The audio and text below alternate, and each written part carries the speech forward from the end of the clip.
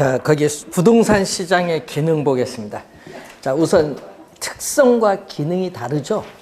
자, 이 기능을 보면 우선은 이 모든 시장의 기능에 공통적인 게 우리가 거기 자원 배분의 기능과 교환의 기능입니다. 자, 이 공급은 부증성이라는 특성에 의해서 한정되어 있지만은 이 수요에 의해서 가격이 결정되죠. 이 가격에 따라 시장에서 수요자에게 자원이 배분되는 기능을 가져요. 우선 자원 배분의 기능을 가지고 있고, 또 부동산과 현금에 있어서 거래 시의 교환, 또는 경기 침체 시에는 부동산의 맞교환도 나타나요. 평가를 통한. 또 우리 매매, 임대차에 있어서 소유와 임대의 또 기능을 가지고 있죠. 교환의 기능입니다. 자, 이 두 가지는 시장이 가지는 고유의 기능이고, 또 부동산 시장의 기능 중에서는 정보 제공 기능이 있습니다. 자, 이 매도자, 매수자 또는 투자자에게 부동산에 관한 정보를 제공하는 기능을 가지고 있죠. 자, 정보를 제공하는 기능을 보면은, 자, 가격이 있는데, 여러분 매도자가 처음 불러본 가격이 5억인데 매수자가 처음 불러본 가격이 3억이다. 그러면 거래 계약 체결이 어렵죠. 그럼 처음 불러본 가격을 뭐라고 하죠? 호가. 호가인데 이게 너무 가격 차이가 크니까 거래 계약이 안 돼요. 그러면 시간이 경과함에 따라 매도자가 불러본 가격은 점점 뭐가 된다? 하락을 할 것이고, 매수자가 점점 불러본 가격은 점점 상승을 합니다. 자, 그래서 시간이 어느 정도 이 가격이 어떻게 파괴가 되죠. 시간이 경감에 따라 파괴되면서 점점 이 격차가 점점 줄어들어요. 그러다가 어디서 이 정도 시간이 흐르면은 매도자가 더 이상 양보할 수 없는 낮은 하한 가격, 매수자가 더 이상 양보할 수 없는 높은 상한 가격이 여기서 충돌을 합니다. 충돌을 해서 이 사억의 가격이 형성되면서 교환이 이루어져요. 이 가격이 형성되는 기능이라고 하죠. 가격 창조로서의 기능 또는 가격 형성의 기능이라고 해요. 자, 그러면은 이 가격이 이제 되겠고, 그 다음에 우리 도심에서 거리가 멀어짐에 따라 이 지속적인 토지의 대체 경쟁을 통해서 우리는 양과 질을 또 조정하는 기능도 가지고 있고, 토지를 최유효 이용의 상태로 유도하기 위해서 양과 질을 조정하는 기능도 있고, 또 도심에서 멀어질수록 지대는 점점 낮아져요. 그렇기 때문에 도심에서 멀어질수록 토지 이용은 상업용, 주거용, 공업용의 순으로 토지 이용이 일반적으로 나타나죠. 이렇게 토지 이용에서의 유형, 어떤 용도로 이용할 거냐, 유형을 결정하는 기능도 가지고 있어요. 뭐에 따라? 경제 주체의 토지를 빌려서 이용한 대가, 지대를 지불할 수 있는 능력에 따라, 토지에 있어서 지대를 지불할 수 있는 능력에 따라 토지 이용에서도 유형을 결정하는 기능을 또 가지고 있다. 여러 가지 기능이 좀 있습니다. 자, 그리고 효율적 시장이 이제 나오죠.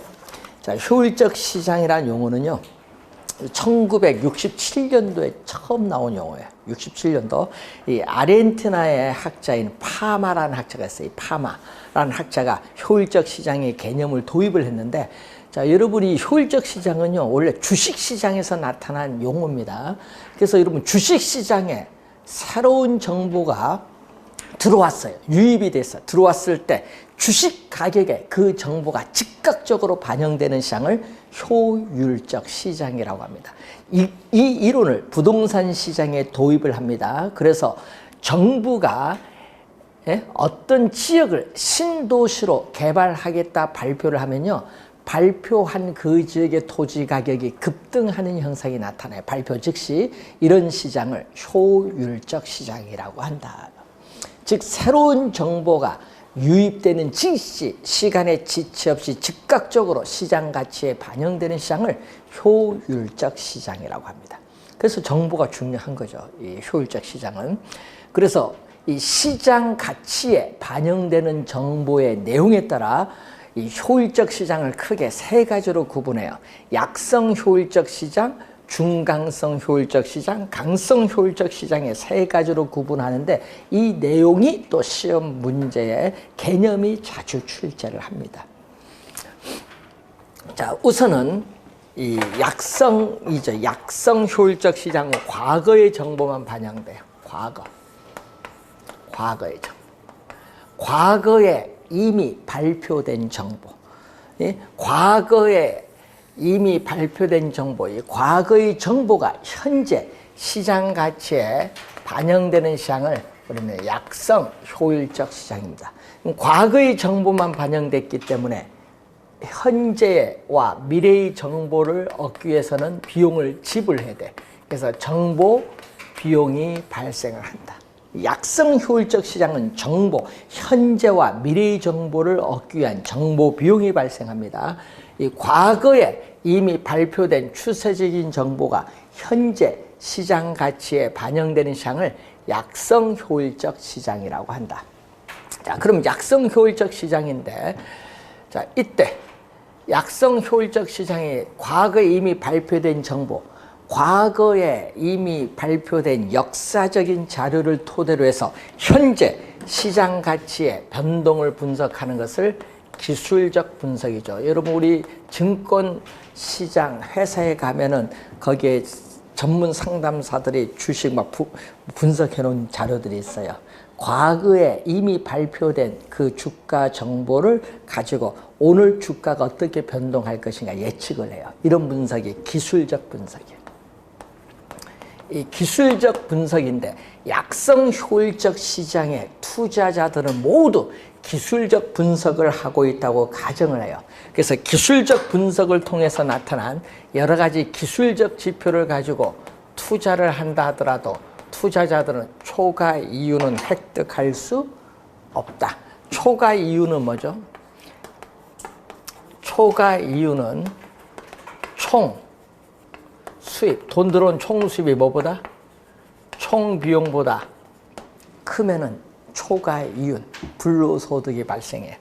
근데 여러분 문제를 읽다 보면요, 이런 걸 구분해야 돼요. 정상 이윤과 초과 이윤인데, 이 정상 이윤은 총 수입과 총 비용이 같아요. 그럼 총 수입과 총 비용이 같다는 것은 초과 이윤도 제로라는 얘기예요. 초과 이윤도 없고 손실도 없는 상태가 무슨 상태? 정상 이윤의 상태. 그래서 이 용어를 좀 구분해 두셔야 돼요. 문제 푸실 때는. 그래서 초과 이윤이 없다. 기술적 분석을 통해서 투자를 할 때는. 자, 초과 이윤을 얻을 수 없다. 뭐를 통해서는? 기술적 분석을 통해서는. 자, 이 과거의 정보에다가 더해줘요. 과거의 정보에다가 더해줍니다. 현재 공개되는 정보. 자, 과거의 정보뿐만 아니라 현재 공개되는 정보까지 시장 가치에 반영되는 이 시장을 뭐라고 하죠? 중강성 효율적 시장이라고 해요. 그러면 과거, 현재의 정보만 반영됐기 때문에 또 미래의 정보를 획득하기 위한 정보 비용이 또 존재해요. 미래의 정보를 획득하기 위한 정보 비용이 존재합니다. 이때 과거의 정보와 현재 공개되는 정보를 우리 공식적으로 발표된 정보, 이걸 공표라는 것은 공식적으로 발표됐다. 공식적으로 발표된 정보죠. 과거에 이미 발표되었고 현재 공개되는 정보, 이 공식적으로 발표된 정보를 토대로 해서 현재 시장 가치의 변동을 분석하는 것을 기본적 분석.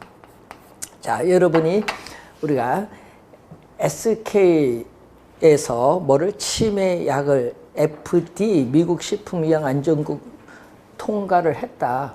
그 공식적으로 발표하죠. 그러면 발표하는 주가가 오르죠. 그런 게 공식적으로 발표한 정보예요. 이런 걸 토대로 해서 분석을 하는 거죠. 이런 분석을 우리는 기본적 분석.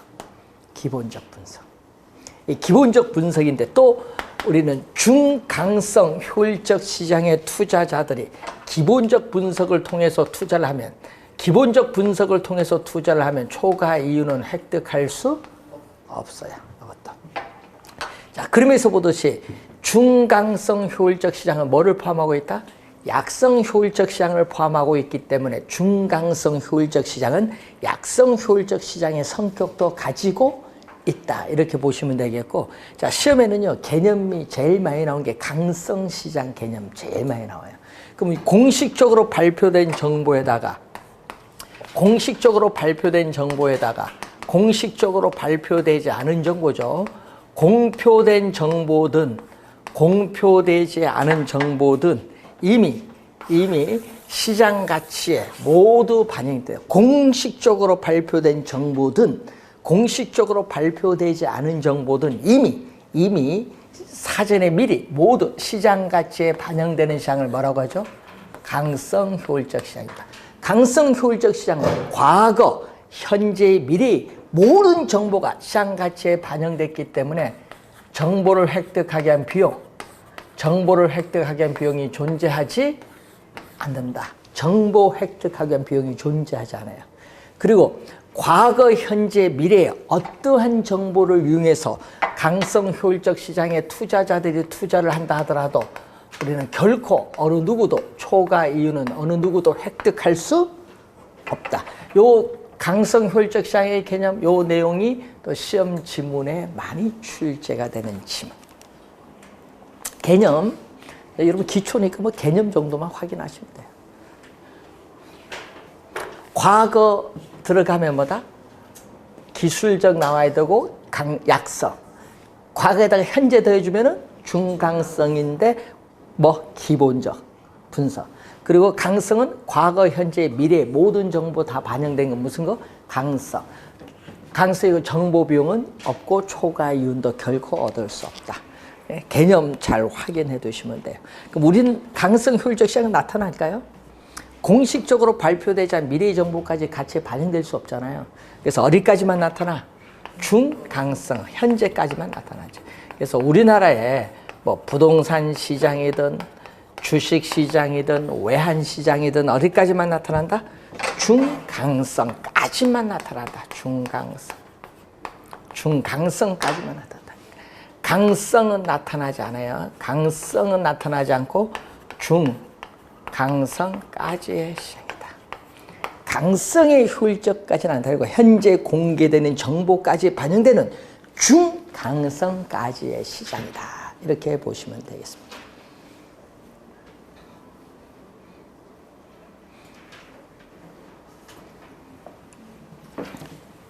자, 부동산 시장에서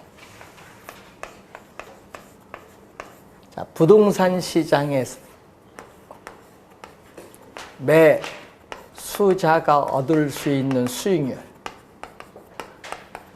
건물을 매수했을 때 매수자가 얻을 수 있는 수익률인 임대료 수익률.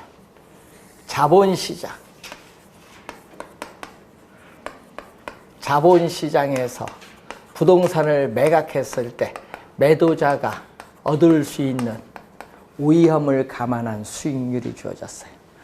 예? 자, 이때 이 자본시장의 수익률이 4%다.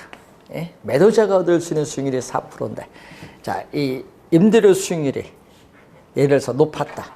자, 임대료 수익률이 높았어요. 얼마다? 7%다.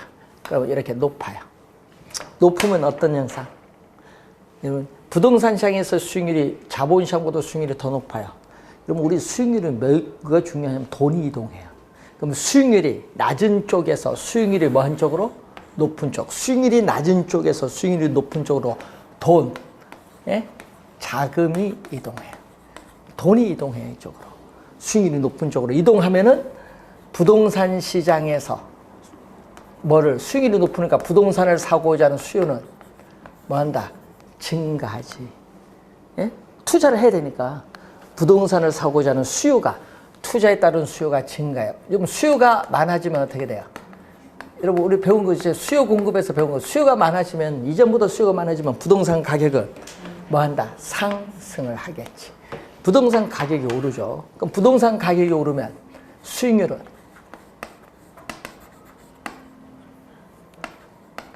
임대료, 수익률은 부동산 가격. 여러분 부동산 가격이 총 투자 금액이죠. 부동산 가격 10억이다 그러면 10억 투자에 살 수 있으니까 총 투자 금액이에요. 여기에 대한 임대료에 대한 순수익. 순수익은 우리 일정하니까 부동산 가격이 지금 오르거든요. 오르면 순수익은 일정한데 분모가 오르면 전체값 수익률은 부동산 가격이 10억에서 20억으로 오른다. 그럼 수익률은 투자 금액이 더 많아지니까 수익률은 뭐다? 떨어지죠. 순수익은 변화가 없으니까. 수익률은 떨어져요. 그럼 수익률이 7%에서 점점 뭐한다? 하락을 해요. 언제까지? 수익률이 하락을 한다. 언제까지? 두 시장의 수익률이 뭐 할 때까지? 4% 같을 때까지 하락해. 4%, 7%가 4%까지 하락을 해요. 서로 같을 때. 그러면은 만약에 요 수익률이 2%다. 2%면 여기에 높죠. 높으면 어떻게 돼요? 또 부동산 시장에서 자본 시장으로 뭐가 이동한다? 돈이 이동을 하죠. 자금이 이동하면은 부동산 시장에서의 수요는 수익률이 높은 쪽으로 이동하니까 부동산 시장에서의 수요는 줄어들죠. 예? 부동산 시장에서의 수요는 줄어드니까 우리는 부동산 가격은 어떻게 돼요? 수요가 줄어들면 가격은 하락을 해줘. 예? 우리 배운 거 수요가 줄어들면 가격은 떨어져요. 가격이 하락을 하면은 임대료 수익률은 자, 임대료 수익률은 또 부동산 가격에 대한 순수익인데 또 순수익은 일정하죠. 임대료에 대한 순수익은 일정한데 가격이 하락을 하면 10억에서 5억으로 하락하면은 투자 금액이 적어지니까 수익률은 이전보다 높아지죠. 수익률은 뭐 한다? 상승한다. 언제까지? 2%가 같을 때까지 4%까지 올라요. 그러면 이 같을 때를 뭐라고 한다? 균형이야. 여러분, 부동산 시장에서의 매수자가 얻을 수 있는 임대료 수익률과 자본 시장에서 매도자가 얻을 수 있는 수익률이 4% 서로 같을 때 균형이야. 이 균형일 때를 우리는 거기에 용어로서 쓴다면은 할당적 효율성이다. 양시장의 수익률이 같을 때를 할당적 효율성. 즉, 부동산 투자자가 부동산에 투자했을 경우에 얻을 수 있는 수익률과 부동산에 투자하지 않고 다른 투자 안에 투자했을 경우 얻을 수 있는 수익률이 서로 이렇게 같도록 자원이 효율적으로 배분이 이루어졌을 때를 전문용어로 뭐라고 한다? 할당적 효율성이라는 용어를 생각. 용어가 어렵네. 할당은 배분이라는 의미입니다. 예, 여러분 원래 할당이란 말은 이런 의미인데 여기 번역하신 분이 처음에 잘못하는 바람에 영어에 요 단어를 번역한 거예요. 요 배분이라는 의미거든. 배분. 그래서 할당적 효율성.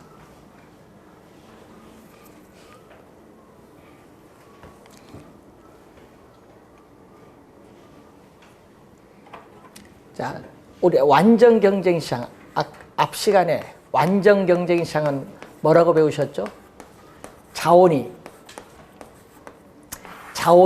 효율적으로 배분이 이루어지는 시장. 완전 경쟁 시장과 할당은 배분이라고 했죠. 할당, 효율적 시장. 이것도 자원이 효율적으로 할당, 배분이 이루어지는 시장인데 포함 관계가 이렇게 돼요.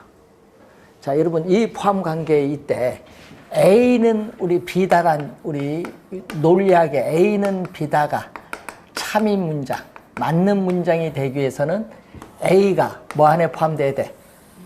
B 안에 포함이 될 때 이게 맞는 문장이에요. 그러면은 요것이 요 안에 지금 포함되죠?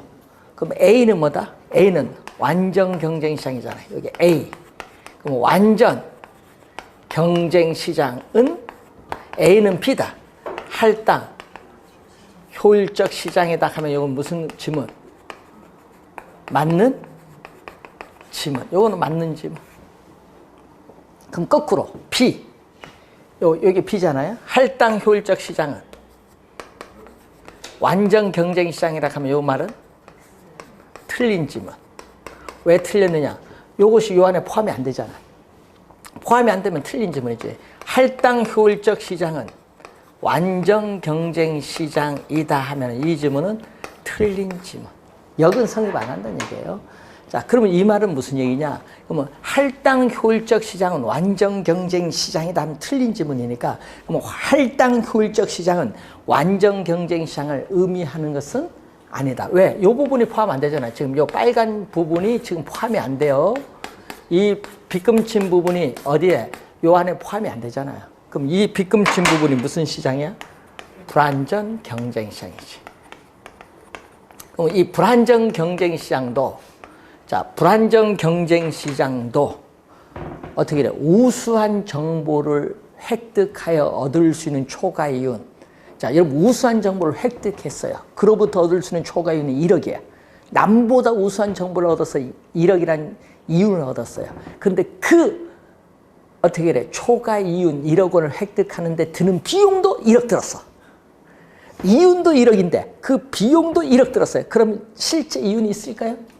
없죠. 이럴 때를 무슨 시장? 할당적 효율 시장. 할당 효율적 시장. 또는 할당적 효율성이라고 해요. 그러니까 초과 이윤이 1억 원인데 그 초과 이윤을 획득하는 데 드는 비용도 1억 원 서로 같다. 일치한다면은 그 시장도 뭐다? 할당 효율적 시장이 될 수 있다. 왜? 실제 이윤이 없으니까. 자, 그래서 불안정 경쟁 시장도 할당 효율적 시장이 될 수 있다. 이 지문 시험에 많이 나와요. 29회 시험에도 출제했어요. 뭐가?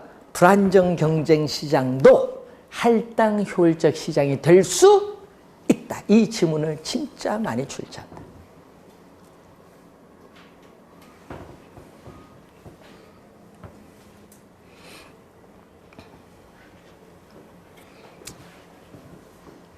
자, 우선 오늘은 약성, 중강성, 강성의 개념 배우셨고, 할당적 효율성 개념 배우셨고, 요 완전 경제 시장, 할당 효율적 시장 관계 지금 잠시 봤습니다. 자, 여러분들은 공인중개사 자격증을 따면은 공인중개사 사무실을 오픈해야 될 때, 오픈할 때 여러분은 어디에 입지할 것인가? 이 중요해요. 자, 여러분 교재 67페이지 보시면 입지잖아요.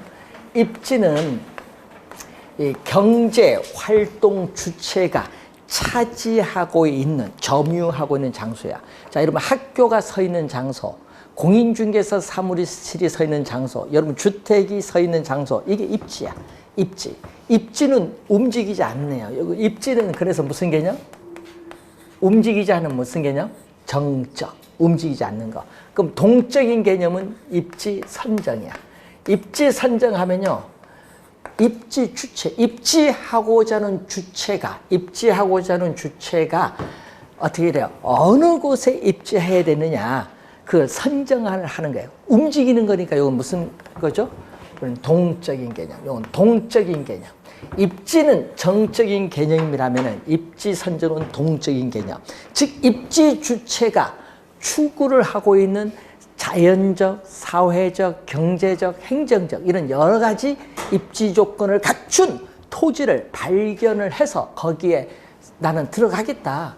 발견하는 그 행위를 하는 작업이 바로 입지 선정입니다. 입지는 정적인 개념, 입지 선정은 동적인 개념. 이게 발견하는 작업이기 때문에.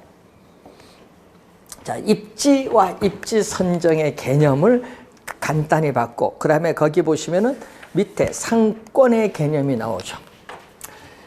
자, 여러분들이 또 용어를 많이 이제 들어본 용어 중에 실제 생활에서 많이 쓰죠.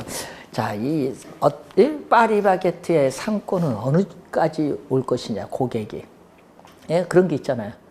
예? 여러분, 내가 여기 할인마트 하면 고객이 어디까지 찾아올 것이냐, 내 상점에.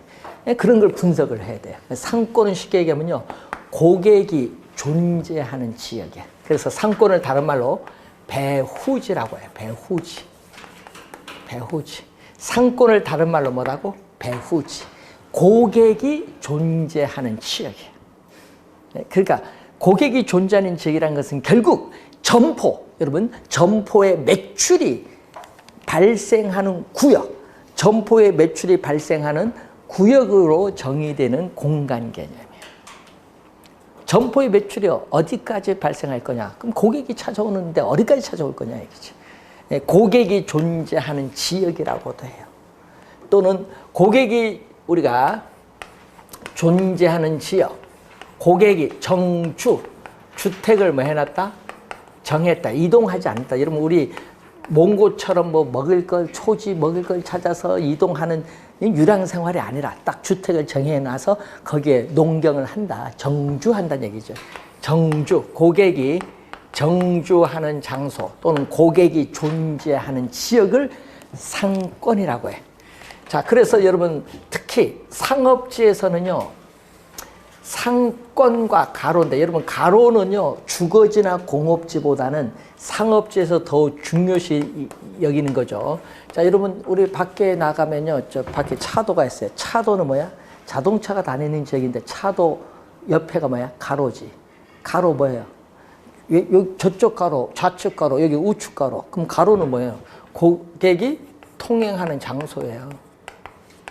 고객이 통행하는 장소가 바로 가로입니다.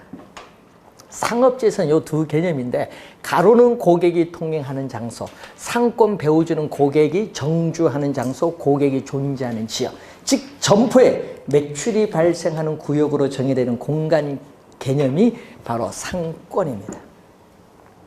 자, 그러면 상권은 고정되었어요? 변할까요? 고객이 존재하는 지역, 고정된 게 아니야. 변합니다. 유동적이에요. 왜? 전철 노선이 연장되면은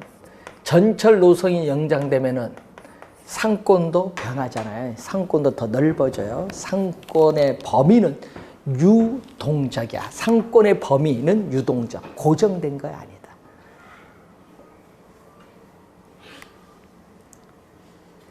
자, 좋은 상권을 형성하기 위해서는 어떻게 돼요? 좋은 상권을 형성하기 위해서는 고객이 존재하는 지역에 소득이 어떻게 돼요? 주민들의 소득이 높아야 돼. 소득이 높을수록 물건을 구입을 할 수 있는 지출이 많아지면 거예요. 당연히 소득이 높아야 돼요. 그리고 인구 밀도. 자, 여러분 인구 밀도는 뭐죠? 1km. 여러분 1km 반경 1km당 몇 명 사느냐? 여러분 1km 상당히 멀죠? 멀는데 거기서 2명 산다. 골치 아프지. 2명 살면 여기 뭐 상권을 어떻게 형성해? 그때는 뭐 다 점포 초면 좀 뜨문뜨문 있는 거예요. 이제 땅 면적이 넓으면은 인구 밀도가 높다 하면은 어떻게 돼? 인구 밀도가 높으면은 1km에 사람이 많으니까 그때는 상권 형성하기가 상당히 좋아요. 인구 밀도도 높고 또 뭐도 높아야 된다? 고객 밀도. 자, 여러분 고객 밀도는요. 여러분 가로는 보행 인구고 차도는 뭐다? 가로의 보행 인구, 차도의 교통 인구 대중의 고객 밀도. 이게 많아야 돼. 여러분 가로에 사람도 빽빽히 잘 왔다 갔다 하고 자동차도 많이 왔다 갔다 해야 좋은 상권을 형성하는 거예요. 좋은 상권. 고객 밀도도 높아야 돼. 또 상권을 형성하는 지역의 면적도 좁아야 될까요? 넓어야 될까요? 상권을 형성시키는 지역 면적도 넓어야 이렇게 돼야 좋은 상권이 형성되는 거예요. 상권. 여러분 물건을 사는 구매 빈도는 어떻게 될까요? 여러분 구매 빈도가 높은 상품. 그럼 구매 빈도가 높은 상품은 어떤 상품? 여러분 매일 커피 한 잔 하루에 2잔씩 마시죠. 예? 여러분 이제 중개사 공부해 보세요. 하루에 10잔 마십니다. 뭐 몇 시간마다 드셔야지 뭐. 예? 자, 그래서 구매 빈도가 높으면요. 이런 상품은요. 상권을 형성시키는 범위. 예? 상권의 범위. 면적이죠. 상권의 범위는 뭐하다? 작아요. 예, 상권의 범위. 고객이 존재하는 지역이 어떻게 돼요? 범위가 작아요. 예? 그런데 구매 빈도가 낮다. 여러분 구매 빈도가 낮은 건 내구성이 높은 상품. 이런 거죠. 가구나 가전 이런 건데 이런 것은 고객이 원거리에서도 찾아오는 상권의 범위가 넓어요. 그러면 화살표가 반대로 변동하면 뭐라고 했죠, 우리는? 화살표의 변동 방향이 반대로 가면 반비례. 같은 방향으로 변동하면 비례, 반비례야. 구매의 빈도와 상권의 범위는 뭐다? 반비례하는 거예요. 예? 되겠죠? 구매 빈도를 우리가 따지는 그런 내용입니다. 자, 관련해서 이런 지문이 뭐 어려운 건 아닌데 가끔 탁탁 튀어나오면요. 구매 빈도가 뭘까? 이런 거 가끔 용어 같은 걸 잘 이해를 해 두시고, 자, 그리고 여러분이 거기에 68페이지 중간에 공간 균배의 원리죠. 자, 공간을 균등하게 배분하자. 자, 여러분 하나의 상권, 이 하나의 상권 안에 동질적인 소비자들이 균등하게 분포되어 있습니다. 이때 상점이 먼저 입지했어요. 입지했을 때 나중에 또 이 들어오는 점포가 어느 장소에 입지에 유리한가, 이걸 분석하는 거야. 이걸 공간 균배의 원리, 경쟁하는 점포들 간의 공간을 서로 균등하게 배분하자. 그 원리에 따라 나오는 점포가 4가지가 나와요. 점포의 소재 위치에 따른 분류 4가지가 나오죠. 거기 보면 집심성 점포, 집재성 점포, 산재성 점포, 국부적 집중성 점포 4가지가 나와요. 자, 집심, 여러분 심, 마음 심자예요. 심자, 마음 심은 뭐예요? 마음, 심장. 피는 어느 쪽으로 다 뭐예요? 돌잖아요. 심장을 통해서 이렇게 도는데 심장이 중요하다. 중심이야, 중심. 그러니까 상권, 고객이 존재하는 지역의 상권, 이 배후지의 중심, 배후지의 중심부에 입지를 해야 유리한 유형의 점포가 있어. 대표적으로 시험에 많이 나오는 게 백화점, 도매상. 여기 제일 많이 나오죠. 뭐 영화관, 호텔, 뭐 고급 귀금속을 판매하는 점포, 뭐 이런 거죠. 집재성 점포는요, 배후지의 중심부에 입지 안 해도 관계없어요. 뭐다? 동일 업종의 점포들이 한 곳에 모여 있어야 유리한 유형의 점포. 요즘 여러분 관공서는 어떻게 돼요? 한 장소에 모이는 게 많거든요. 요즘 입지할 때 옛날하고 다르게. 예, 그런 거 계획도시는 다 한 곳에 모여 있습니다. 관공서라든지 이런 거, 은행, 보험 이런 점포들은 집재성 점포야.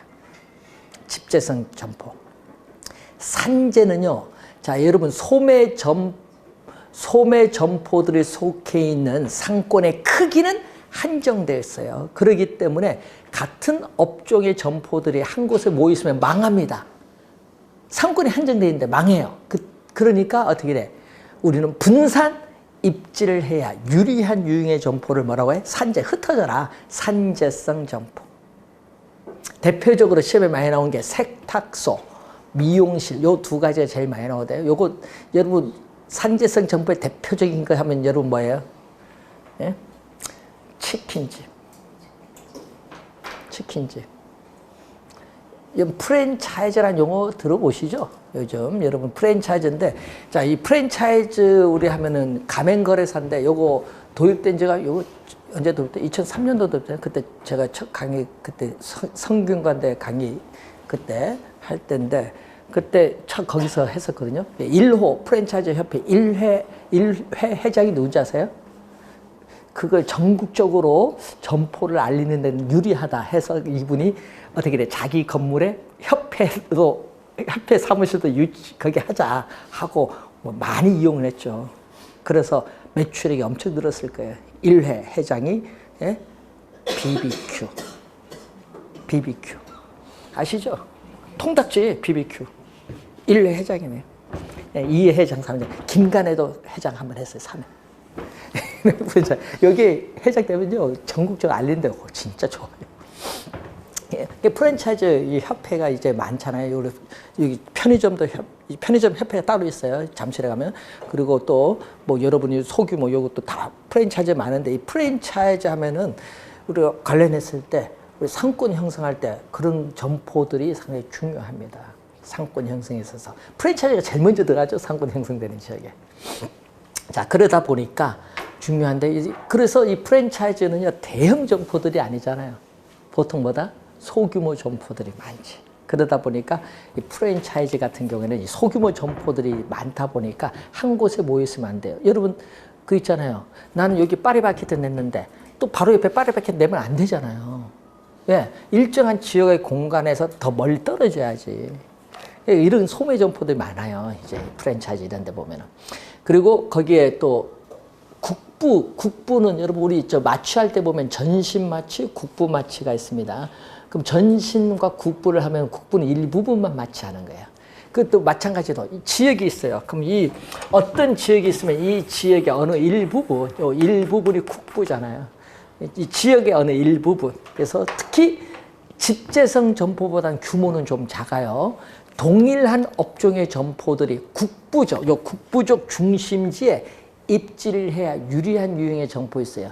농기구를 판매하는 점포, 비료를 판매하는 점포, 종묘를 판매하는 점포 이런 게 있죠. 그리고 어구점, 예? 낚시할 때 어구점 이런 거, 석재, 돌, 석재를 판매하는 점포 이런 점포들은 국부적 집중성 점포라고 해요. 4가지. 자, 그리고 구매 습관. 여러분, 구매하는 습관에 따른 분류가 편의품점, 선매품점, 전문품점이 있어요. 자, 편의품점 하면 여러분 여기 우리 여기 CU 같은 게 편의품점이에요. CU, GS25C 여기 있잖아요. 그러면 생각나죠? 일상 생활 필수품을 판매하는 점포로서 구매 빈도는 자주죠? 자주 구매 빈도가 높은 상품을 판매하는 점포이기 때문에 의사결정도 신속하고 또 중심지의 기능이 가까운 지역에 영향을 미치는 저차원 중심지에 입지를 많이 하죠. 그리고 여러분 주택에서 도보로 보통 10분에서 20분 거리에 많이 입지하는 점포가 바로 편의품점이에요. 보통 우리 보면 편의품점 한 번 가면 10,000원 이내에 있는 제품들이 거의 대부분이죠. 자, 이것보다 가격이 좀 비싸요. 선매품점은요, 고객이 상품의 가격, 품질, 디자인, 색상, 포장 등 여러 그 특징이 있죠. 이것을 다른 점포들과 상호 비교를 하면서 구매를 하는 상품을 판매하는 점포를 우리는 선매품점. 대표적인 게 여성 의류가 많죠. 고객의 취미나 기호 등이 잘 반영되어 있는 특히 여성 의류가 많습니다. 그리고 전문품점은요, 고객이 특수한 매력을 찾기 위해서 구매를 위한 노력을 아끼지 않는 전문성을 갖춘 상품을 판매하는 점포죠. 여러분 고급 시계를 판매하는 점포, 고급 양복을 판매하는 점포, 일명 명품 판매하는 점포들이 여기에 대해 이미 광고가 되어 있는 유효품이라고 하는데 우리 대표적인 명품이죠. 이윤율이 높고요. 교통이 편리한 곳이면 관계가 없고 그리고 또 중심지 기능이 먼 지역에까지 영향을 미치는 고차원 중심지에 입지를 하는 점포입니다. 명품. 자, 여러분 명품 하면은 이게 우리나라에서 명품 판매율이 상당히 높다고 하대요. 자, 여러분 명품이 있으세요? 명품. 저는 하나 있어요. 선글라스. 우리나라 것보다 외국에 옛날에 하나 사놓은 게인데 그 분리가 되는 안경이 딱 분리가 되는 게 있어요. 도수도 놓고 딱 한데 이제 선글라스 같은 경우는 우리나라 제품을 외국이 좀 그때 당시 좋아서 그걸 하나 샀었는데 가격이 비싸요.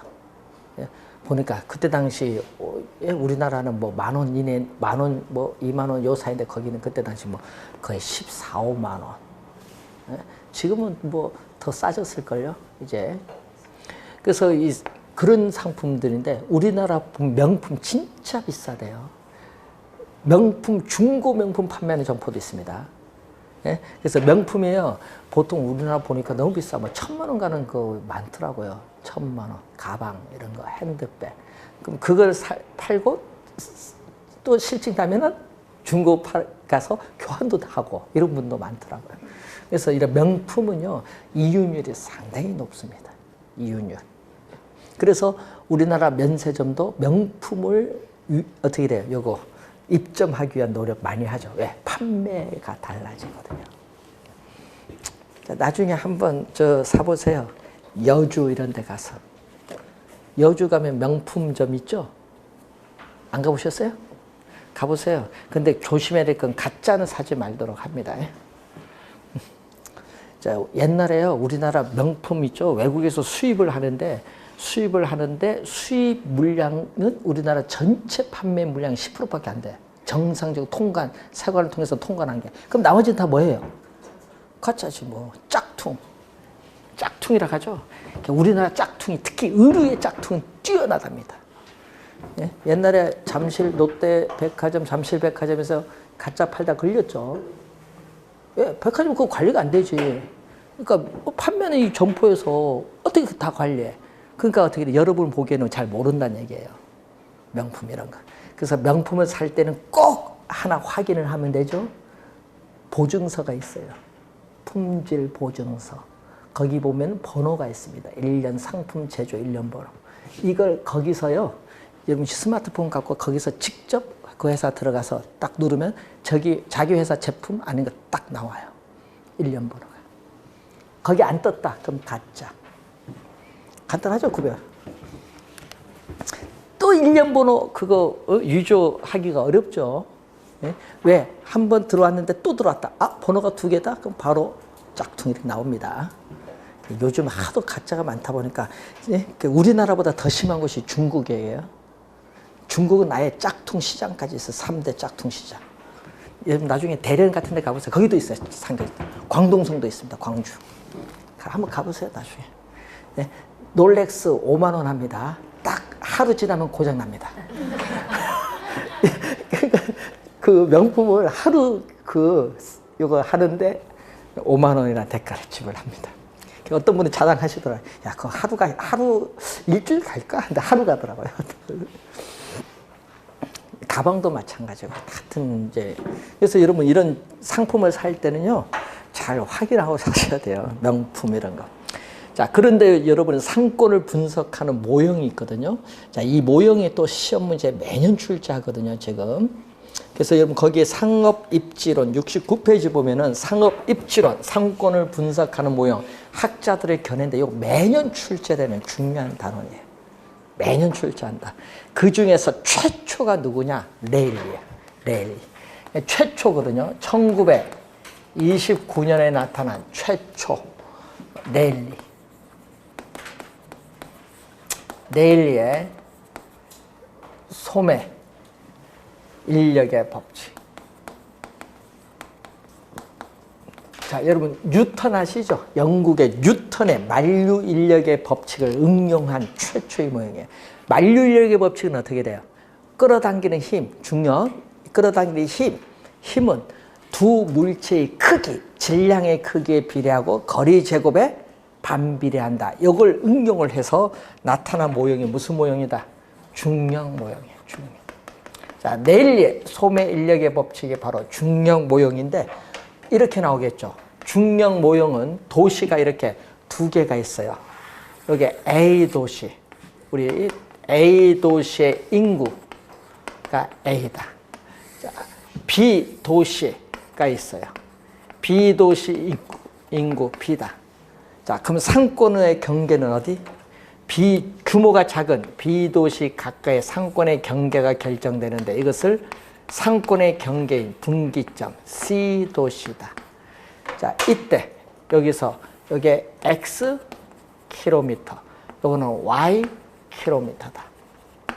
자, C 도시의 소비자, 여러분 C 도시의 소비 지역인 C 도시의 소비자들이 A 도시에 몇 명 물건 사러 가면은 나머지는 몇 명 피해 가느냐, 요걸 연구하는 거예요.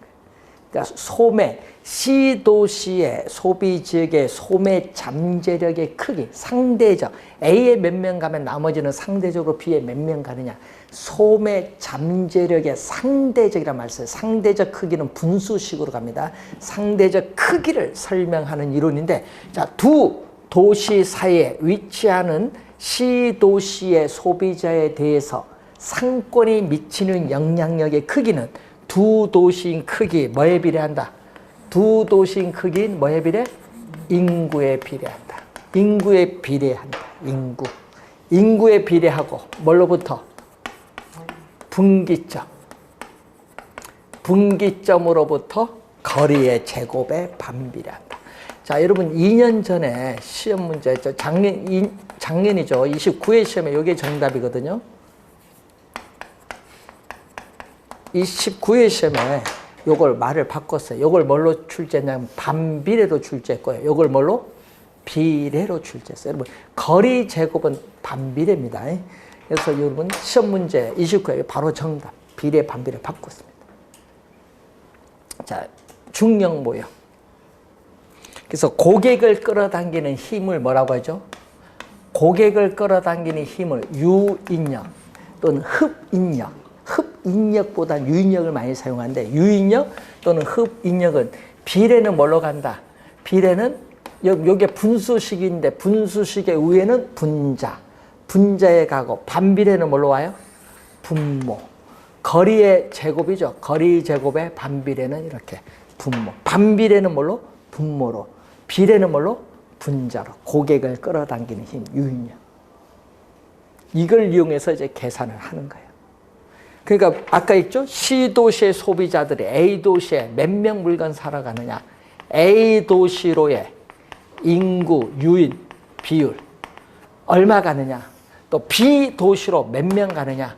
자, A도시로 몇 명 가요? A도시로 몇 명 인구 가느냐. A도시 인구 뭐죠? A도시 인구, A명에 비례하고 거리, 분기점부터 이 거리의 제곱에 반비례하고 B도시는 뭐예요? 인구, B에 비례하고 거리, 분기점으로 거리, Y죠? 제곱에 반비례. 이걸 이용해서 이제 계산을 하시면 돼요. 그러니까 이렇게 분모 분자로 주어지는 건요, 상대적 크기.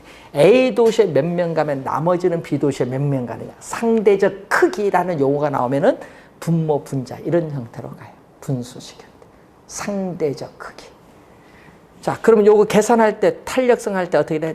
밑에 곱하면 얼마? 분모. B 곱하기 X제곱 뭘로 가고? 분모로 가고. 뒤에 A 곱하기 Y제곱 뭘로 간다? 분자. 요걸 계산하면 돼요, 이제. 이런 식으로.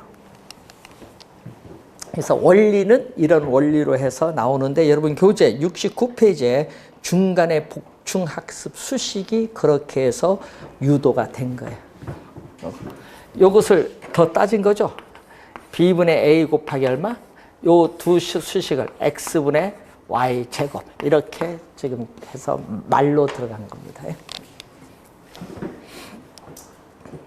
자, 우선 우리가 레일리의 소매 인력의 법칙, 중력 모형에 대해서인데 여러분 그림에서 우리 보면요, 하여튼 중심, 도시 규모가 작은 쪽 가까운 곳에 뭐가 형성된다? 상권의 경계, 분기점이 형성된다. 그럼 상권은 어떻게 돼요? 쉽게 얘기하면 이래이거든요. 상권의 경계를 보면 A는요, 여기 보면 A는 상권이 이렇게 넓어요. A는 넓은 거고요.